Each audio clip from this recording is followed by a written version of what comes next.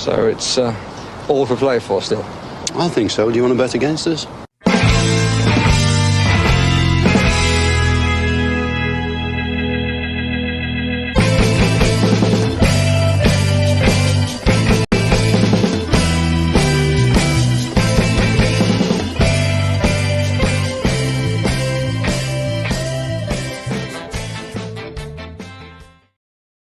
Hello, Villa fans, and welcome to For the Love of Paul McGrath podcast. I just said I'd jump on for a little quick podcast, I suppose, really, on a link that came out today from Fabrizio Romano. And it's one that I just wanted to chat about because I think it's really interesting, considering that there's been argument / debate / I suppose, massive conflabs on Ezri Konsa at right back or centre back, and then out of the blue, Villa get linked by Romano today, where he says that Lutsharel, Geertruida, and yes, I did get a Dutch person to pronounce that for me, and I wrote it down phonetically here to see if I could pronounce it because I butchered some of the Bilbao players' names last night.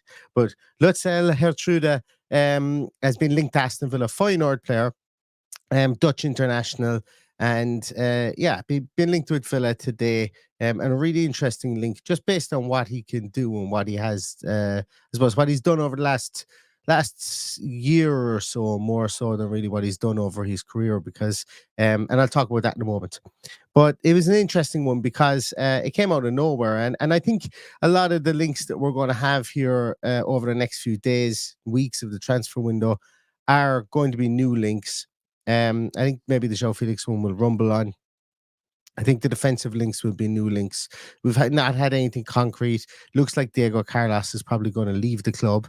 And Villa maybe want to get somebody who can be a twofer and can play right back and potentially in centre half if needed. And that's what Lutsharel Geertruida can do.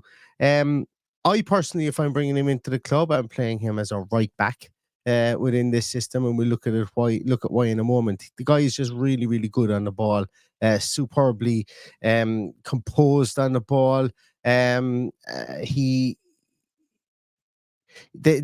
progressive nature of his game with regards to passing is leads itself for me to being at right back. Now, I'm not averse to him playing at centre half either, don't get me wrong. And the reason I say right back is last year he played for at least he played in 41 times at right back. Now that means like he could have moved from centre half to right back in a game. I counted that as a right back appearance, during that game. So played 41 times for Feyenoord and for Netherlands at right back last year, and 19 games at centre back. So whether he played the whole game or a portion of the game, that's where I counted that as either playing at right back or centre back as well. So last year he was very much trusted at playing in that right back position for Feyenoord under Arne Slot, who is now going to be manager at Liverpool. So it's really interesting, to see this one come around, because I would have put money on this being a player that Arne Slot might want to bring into that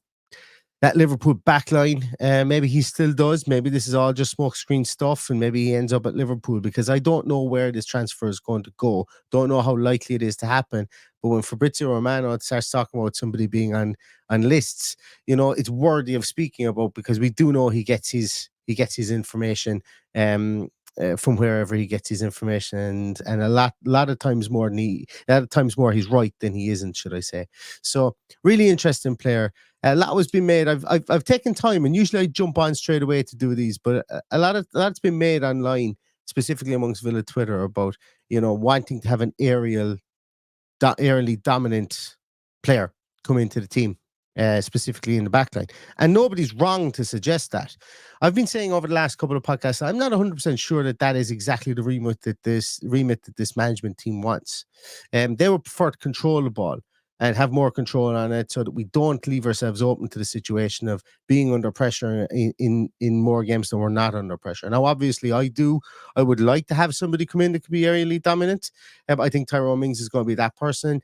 I think if you've got somebody who's winning aerial duels at a 65% plus rate, I think that's absolutely fine.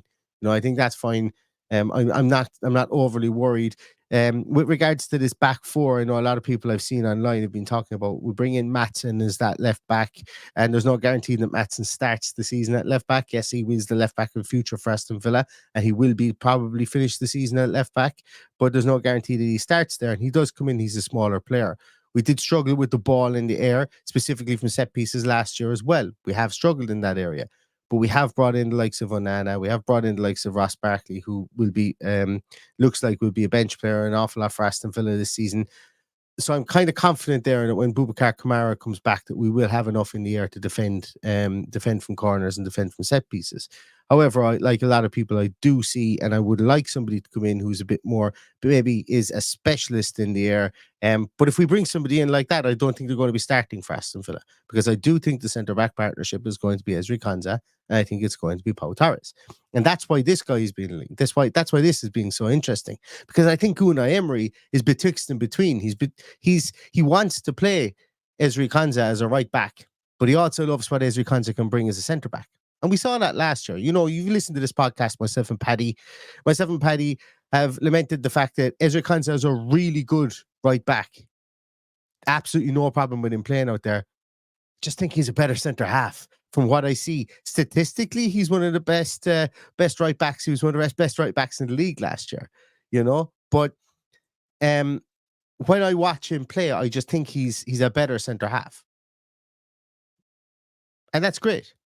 It's great to have that flexibility, and like that, and that's where this guy's where the intrigue for this guy comes in.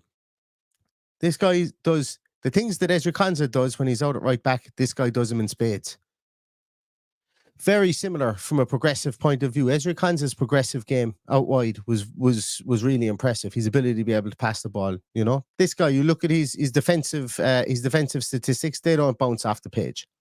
And the reason they don't bounce off the page is because Feyenoord were a more dominant team within that league last year. You know, you look at players like Ruben Diaz, you look at players like maybe John Stones is a small bit different because sometimes he's pushed on into midfield, but you look at dominant teams that their centre halves, they don't have great tackling statistics. They don't have great amounts of tackles, which therefore makes them look like they've not done an awful lot of defensive work, or they shy away from defensive work.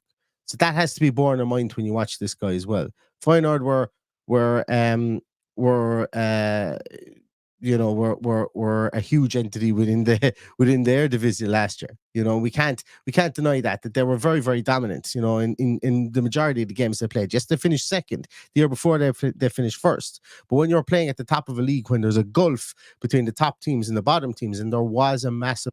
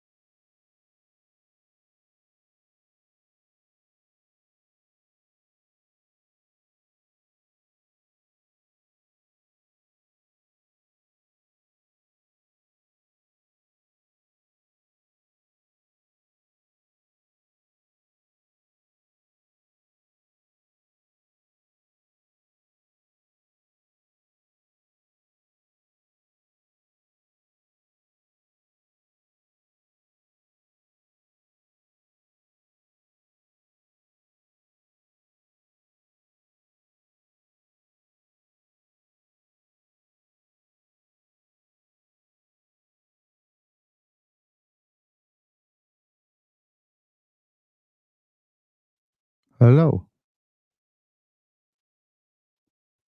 Has anybody been able to hear anything I've said for the last 9 minutes? Ah, yeah, okay. So you guys could hear that. Oh, brilliant. I have no idea what happened there. It muted me on my sound board here beside me, so I have no idea what happened there. Anyway, yes, so you didn't miss much. So so when we were talking, what I was talking about there was the gulf between the teams. The gulf between the teams at the top of the Eredivisie and the bottom of the Eredivisie is much more pronounced than even at the top of the Premier League and the bottom of the Premier League. So when you're looking at this guy's tackling statistics and so on, you look at him, and that's why you have to watch the player. You just have to watch it. If you're on Twitter and you're seeing people say, "Hey, this is this person's statistical performance in the game," that's fine. That's brilliant. And don't get me wrong, that's what I do too. I love that as well. But there can be context behind that by what you've seen as well. So you have to watch the player. Have to. And I've seen a lot on Twitter, even this morning, with people going, "Oh, this fella isn't a centre back because he doesn't tackle enough," or "This fella isn't a right back because he doesn't tackle enough," or "This fella isn't a centre half because he's got a low aerial, he's got a low number of aerial duels, but yet he wins." Whatever it is, I think it's 66% or 69% of those aerial duels. So the context of it is he doesn't look out of place where he's playing centre half, and he certainly doesn't look out of place where he's playing right back. And that brings it back to the Ezri Konsa conundrum as well. That what's better than playing one Ezri Konsa? And I saw this from somebody on Twitter earlier on. What's better than playing one Ezri Konsa when you want to play one at centre half and one at right back? You play two of them. Because that's what this guy is very adept at doing. So let's take a little look at some of the statistics based on this guy. After I say, just as I had started giving some pontificating about statistics alone. But when we look at him here, and this is what I think we can see here, I put him up against the centre halves in the first one, and some people have looked at this and gone, those statistics aren't great, are they? They're not great from a defensive point of view, but they're absolutely perfectly fine when you take into the context of a team that's playing against a lot of inferior teams within that group, within that league. Like their big games were against the PSVs of this world, the more established teams, the teams with more allure. The Ajax is even to a greater degree, even though Ajax had a very, very poor season last year. The AZ Alkmaars of the league. That's who they were playing against, and that's really when likes of Feyenoord and the top teams were only really tested. It's a bit like the Scottish League as well. You look up any Celtic defenders or Rangers defenders, they're not going to have massive tackling statistics. But when we look at this guy, the really intriguing piece, and this is the piece that people should be looking at for my money, is progressive passing and his passing potential here. It's just out of this world. Like 89.6% pass completion rate. It's funny because when we look at the pass completion rate there in the radar graph, when we look at all the players we had last year, this seems to be something that Emery just wants. And I know that's not any breaking news, but he wants it from every single person. Previously, we would have spoken about, is this going to be the ball-playing centre-half, or is this going to be the dominant centre-half? That's why I'm not buying into the whole, the Unai Emery wants to have a aerially dominant centre-half. He'd prefer to have a centre-half that's able to control the ball on the ground, and he'd prefer to have a better structure when defending corners or set pieces and so on. And I think that if we were to sign this guy, I think that would bear out that theory of mine. You just have to look at these progressive passes, completely off the scale, like nothing like it in the centre half world that we have. But then based on the numbers I gave you beforehand, he did play 41 games at right back. So I think it's just really interesting here when we see how similar he is to an awful lot of the players from a passing point of view, that Unai Emery has a type, and if he goes speed dating, he's going to need his type. He's going to need the pass percentage and the passing attempts to be high. He needs his centre halves to be worked hard. He needs them to be comfortable in the ball. He needs them to be workhorses from that point of view, and he needs them to be able to bear fruit with regards to their passing percentage. I think that's number one on his list. And that's as a centre half, should I say. That's as a centre half. Now, obviously, he may not be a centre half, and I don't think he will be if he comes into the club. And he may come in as a right back. So let's take a little look at him as a right back. And when we take a look at him as a right back, we see his tackling percentages are even worse. And that would be because if he was played at right back in the Eredivisie, he probably wasn't tasked with doing anything other than tackling dribblers. And when we look at it here, lo and behold, in the top 86 percentile of all the top 5 leagues in Europe comes Lutsharel, Geertruida. And he did what he was asked to do incredibly well. He wasn't asked to dive into tackles. He wasn't asked to go blocking shots, throwing his body in the way, anything like that, because he was in a more dominant team. He was asked to progress the ball, and he was asked to make sure that if anybody dribbles down your wing, you make sure you stop them. Mission accomplished from the statistical point of view here. And also when you watch these games, mission accomplished there too. Percentages of dribble tackled, 86%. He tackles dribblers. He doesn't challenges lost, doesn't lose many tackles. So again, when we look at the numbers at the top, tackles 1, tackles per 90, all that kind of stuff, they're beautiful. You can have huge high numbers there, but you might miss. You might only tackle a dribbler 15% of the time, or you might lose 4 tackles a game, and then you're a busy fool, if that makes sense, when you're out in the field. Whereas this guy is incredibly efficient whenever he's defending. He's positionally really, really good. Is that's one of the things I love about him. Whenever I've seen him. And when we look at his aerial duel percentage, again, 63.6%, absolutely fine from an aerial duel percentage point of view. As a right back, he's up there in the 93rd percentile. What is he there from a centre half? He's still in the top third of centre halves in the air within the top 5 leagues in Europe. So